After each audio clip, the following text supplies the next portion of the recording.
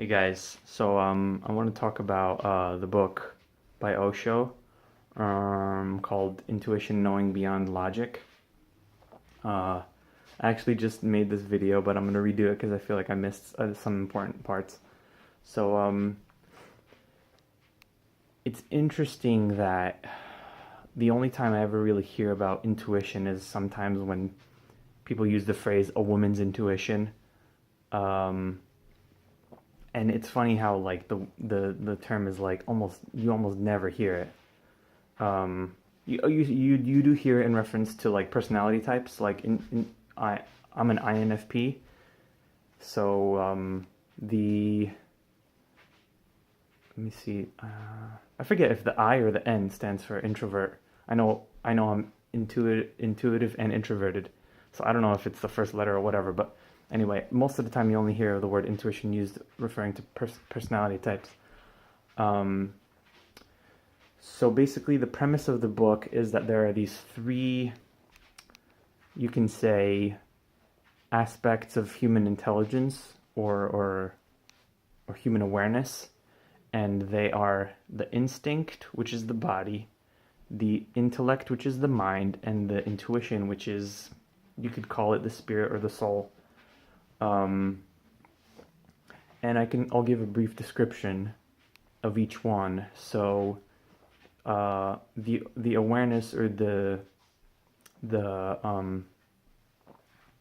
intelligence of the instinct is pretty much your bodily awareness. So the way your body communicates with you. You can sense pain in your body. You can sense that you're hungry. You can feel your heartbeat, and this is all automatic. You don't have to do it.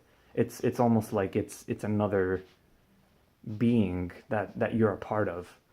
Uh, so that's one type, one of the three.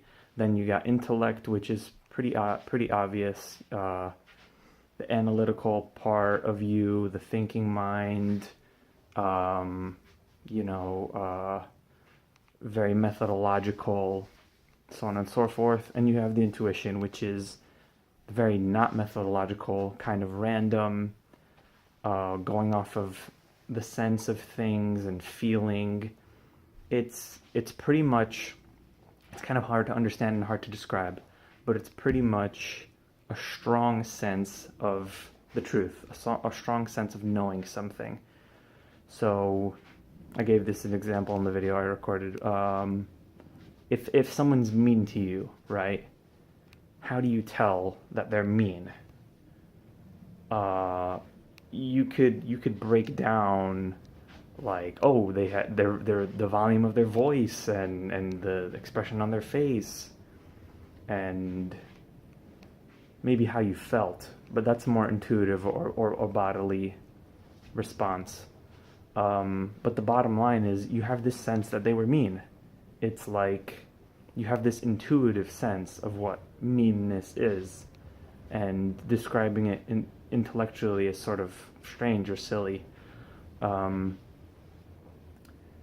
Another way you can think about it is the intellect is like step by step. It's like 1 + 1 + 3 = 5, whereas intuition is like 5, and I know it's 5, and I feel that it's 5, and it's not just a random guess or a belief. It's a strong sense, a knowledge that is quite accurate. Um, and so the premise of this book is that ultimately humans should have a balance between these three faculties, and that we're currently imbalanced. We're hugely focused on the intellect, less focused on the body, and almost completely not focused on the intuition at all. And I don't know if he describes if you can or how you can cultivate these, but there's definitely certain things like the right side of the brain, artistic and musical and creative and spontaneous. That's the intuitive part of the brain. That's the intuition.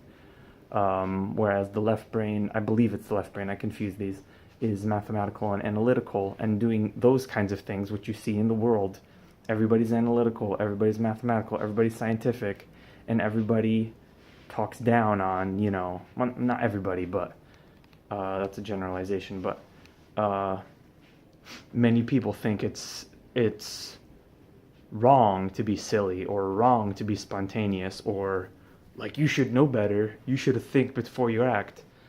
So it's pretty clear which is which. Um, so basically, there's this imbalance, and it's causing pretty much. I don't know if he describes the problems that it's causing. I think he does, but basically, we've turned the intellect into our master instead of being our own master and using the intellect as a tool.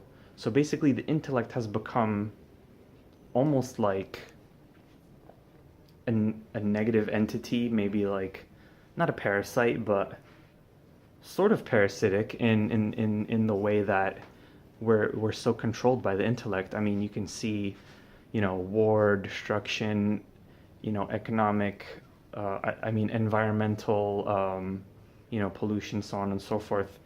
These are clear signs that the intellect is being misused. So basically, he's saying that a balance between these three faculties is necessary. And obviously, we need the intellect and we need science, but this imbalance has caused all these problems. So let's see, what else could I say? I think the book is phenomenal. I know I recommend it to everybody. I think everybody will get something out of it. I think it might be difficult for some people. Definitely extremely intellectual and philosophical people might have trouble accepting that there is an intuition at all.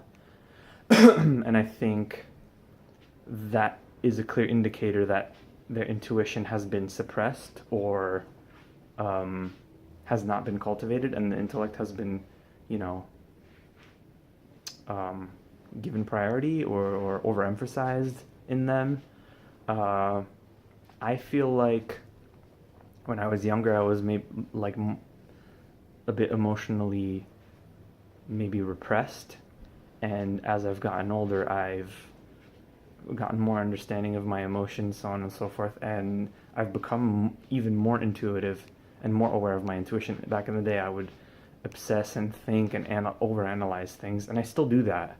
Like, obviously that part of me is still with me, but I've learned to channel my intuition, you can say.